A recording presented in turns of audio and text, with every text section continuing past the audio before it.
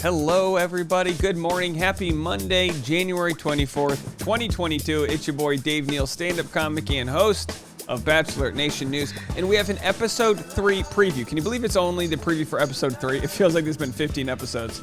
Last week, we took off due to NFL playoffs. And now we are back with week 3 of Clayton's season of The Bachelor. Cassidy, the villain of week 2. Now she gets her judgment day. Clayton's going to, sit her down, and either she stays or she goes. He's already given her a rose. We'll get into that, plus what Cassidy has had to say on her Instagram Q&A session, which might make you like her a little bit more, or at least see that she's a normal human with her own flaws and this and that. You guys know we like to keep it fair out here and say the old saying, everyone's trying the best with the information they have. Well, look, it hasn't gone unnoticed. I want to show you this from the Dave Neal community. One of our community members ordered a Cameo for another community member from Blake Moynes. Let's hear what he has to say. Great friend in Natalie who met in or through Davey Neal. Good old Davey Neal, bringing people together in Bachelor Nation, and in a good way, right? I'm sure that you met Natalie because... So you can watch this whole Cameo if you want on the Dave Neal's community. It's a free page on Facebook, Dave Neal's community, and very funny. Thank you so much for including me in that Cameo, Blake. How kind. He left a 2.5 minute long tirade where he's such a good guy. So you can go check that out. Let's get into this. I'm going to play one of the previews for tonight's episode, and then we'll discuss it a little farther and see what Cassidy has to say about it all. I was kind of given some very unsettling information. What I'm hearing is that Cassidy essentially has a friends with benefits that she was FaceTiming before the limo entrance. Clayton likes me. You can waste your time if you want talking to him about me. And you're finding all of this out after you gave her the rose. Who has the rose? Wow. That's the frustrating part is, like, I've already given her a rose, and, like, this is really muddying the waters. I don't think of myself as, like, smarter than most people, but, like, he clearly likes me. True. Listen, Clayton, there are no rules. Fake news. You can do whatever you want to do.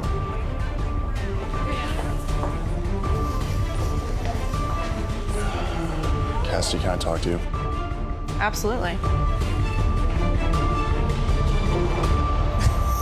Coming up tonight on The Bachelor. I feel like I could be the voice, right? So I was given some unsettling information. That rash I thought I had, it didn't clear up. Coming up next on this episode. Now, so look, clearly Clayton is a little too early for him. He's like, geez, week 3? Really? We're already doing this? We're doing it. So there's the conversation about friends with benefits. So we'll get into what Cassidy has to say about the friends with benefits idea, which, by the way, hey, I'm not the youngest crayon in the box here. I'm turning 37 this year. I know, good lighting. Let's do it. Drink your water. But, and a lot of coffee. Coffee's drying me out, folks. But, I do get the world we live in. You keep someone, you have searching for love, and then your sexual needs. And if you find somebody that can't fill the love portion, but they can still get you to the, where you need to go, and then that's okay too. That doesn't mean that's a bad thing. That means you just kind of, you're doing what you got to. You're pumping your palm more while you're waiting for the, it's essentially a humanoid sex toy is what it is. And it's mutually beneficial. Both parties say, hey, you know what? 3 a.m. when we both strike out at Doodiddle's barbecue over there, we'll meet up together. And that's what happens. And when you get sick of that friends with benefit, you either let each other know, hey, I'm moving on or not. It can be done in a very cordial way. It can be very sex positive. It can be very progressive in the sense that, people can actually communicate their boundaries and this and that. Now, the question is, was she planning on going back to her friends with benefit? Now, look, there's 30 people in the show. Only one of them is going to win at best. We haven't had multiple winners, although I'd be game for that season. Throuple time. So we don't have that happening. But chances are you're not going to win. And when you're not going to win, you might go back to your friends with benefit. We saw Sarah Trott do that, right? She was with DJ Bazoo, right? She was with DJ Bazoo. She goes on the show. It doesn't work out. She's back with DJ Bazoo. Doesn't mean they're getting married. It means she found a DJ who knows how to spin her ones and twos. And that's how it's going to go, folks. We're grooving. It's early. It's 6 a.m.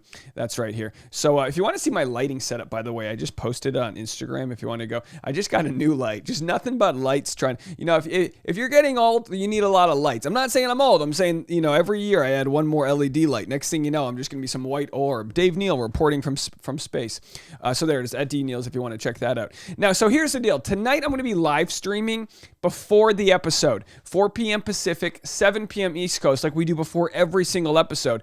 But after the episode, I'm only live streaming East Coast after episode if we hit 51,600 subscribers, okay? So we have 65 to go. That's not out of the realm of possibility. If you want my West Coast late night live stream, which is pretty late for me considering I was up at 5:30 this morning, but I'll do that for you guys. If you want that, you have to get this number to 51,635. So I need 100 new subscribers today, totally obtainable, because I don't know if you guys realize this, but check this out. Only 52% of the 100,000 or so of you guys that tune in are subscribed, because we get about 100,000 unique people. 52% of you guys are subscribed. Now, we don't get that every episode. Some videos have 5,000 views, some have 50. It's all over the place. But we have 100,000 unique members of Bachelor Nation that check out the channel. 52% are subscribed. Which one are you? You might be surprised. You might think you're subscribed and you're not. Get up off your couch, hit the subscribe button, and you'll get those live streams. All right. So also, the Dave Neal Show is about to get monetized this week. We've got non-Bachelor related content, Britney Spears stories, political correctness, sports, politics, even a Brian Laundrie story there, which did really well because, unfortunate updates. So if you want some cultural and pop entertainment news that's not Bachelor related, go to the Dave Neal Show. Check that out. All right. So here's where we leave off. Last week I made a video about Cassidy sharing some pretty, I would say sort of wild, Instagram stories. We've been told that these actually might have been private DM messages that were leaked by a trusted confidant. I don't know if that's true or not, but it might be the case. It might be the case that these weren't meant for the public. They were obviously quickly deleted. And of course, Reality Steve still has them. So let's just have a watch of this real quick. What was out there by Cassidy. I realize that I am normally being dramatic, but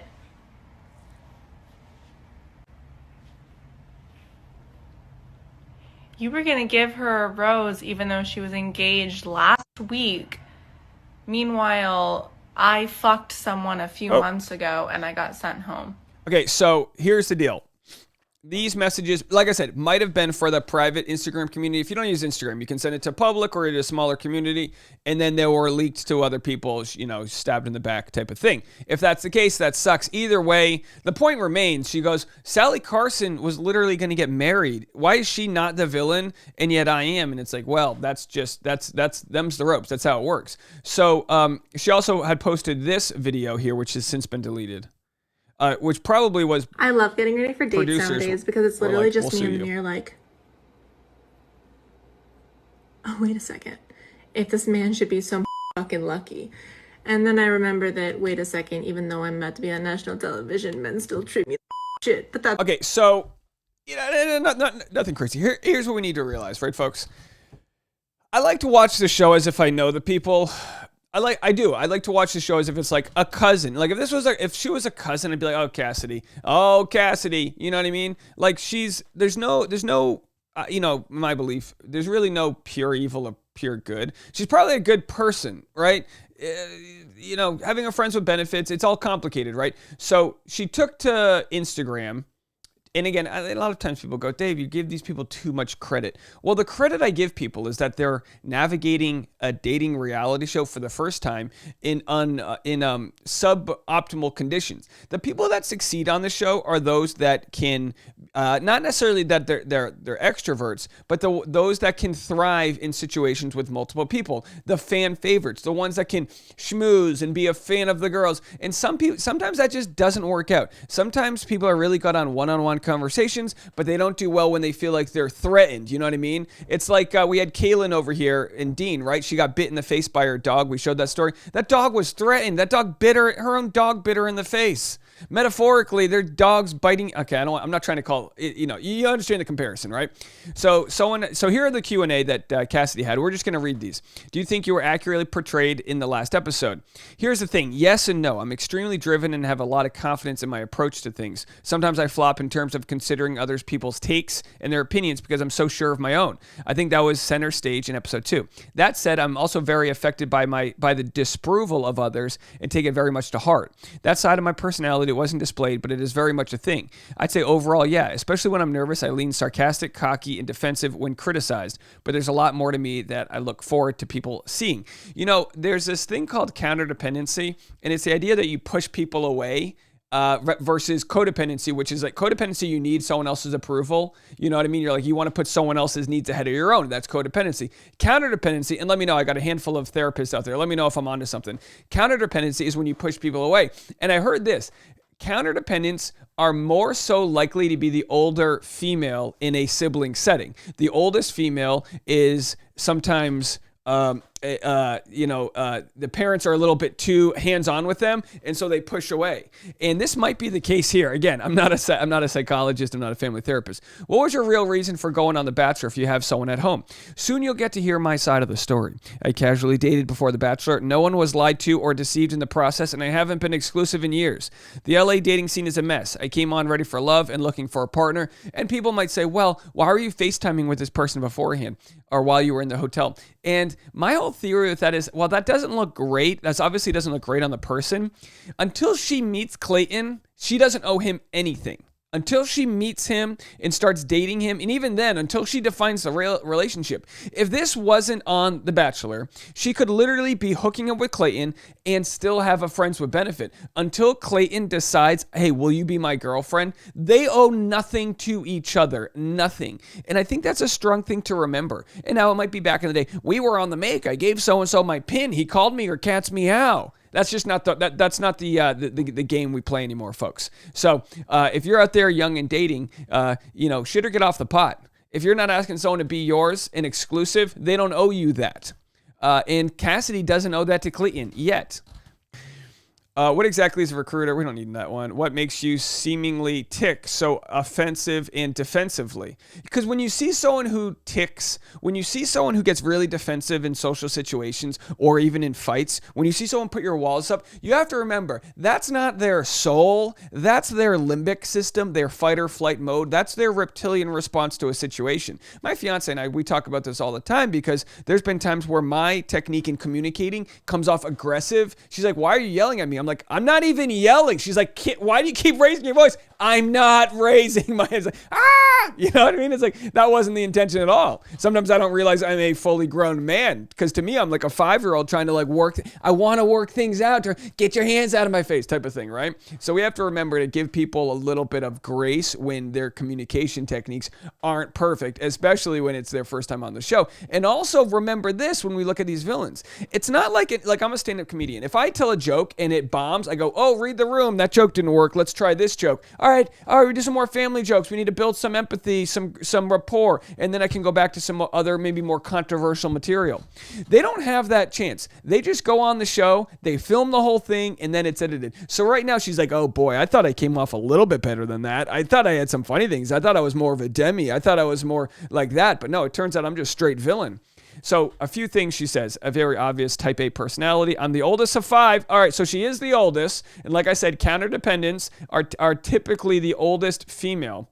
I'm the oldest of 5. All boys all way taller than me. So I guess being bossy and alpha was my only shot at holding my own.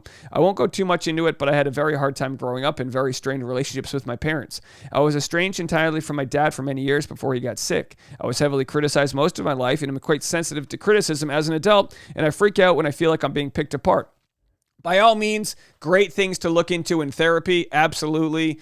At least she knows, she's not saying I'm always right. She's saying, yeah, I got flaws. Who was the first person you told when you were chosen to be on The Bachelor? She called her mom. Okay. How did you come to be on The Bachelor? Long story. I was in a 5-year relationship that concluded in mid-2019. Moved to LA, blah, blah, blah. Never thought I had a shot in hell. Every time casting advanced to me, I'm like, surely this is as far as I'm going to go. But sure enough, I made an impression and it fell into place. Would you go on Bachelor in Paradise? She says, why not? Do you expect the hate you've got? I think you rock anyway. To be honest, no. I knew I was giving villain, but I thought I was far more amusing and harmless than anything else. And I think a lot of the hate is based in misogyny, internalized, and otherwise. And I will say, Cassidy, like she said what she said. She gave fuel for the hatred, absolutely. But when you give fuel for the hatred, it always gets thrown back at you too far. That's the internet. That's Bachelor Nation. I'm not saying it's right, but that's just a lot of people watching is going, we hate Cassidy. Isn't she the worst? And it's like, no, I think we're all kind of like, at least we can give her credit for being authentic to who she was. How much of The Bachelor is scripted? She says literally none of it. Who are you expecting to be The Bachelor? She thought Greg or Andrew, because when she filmed, she hadn't even seen Michelle's season yet. Do you wish you had done anything differently?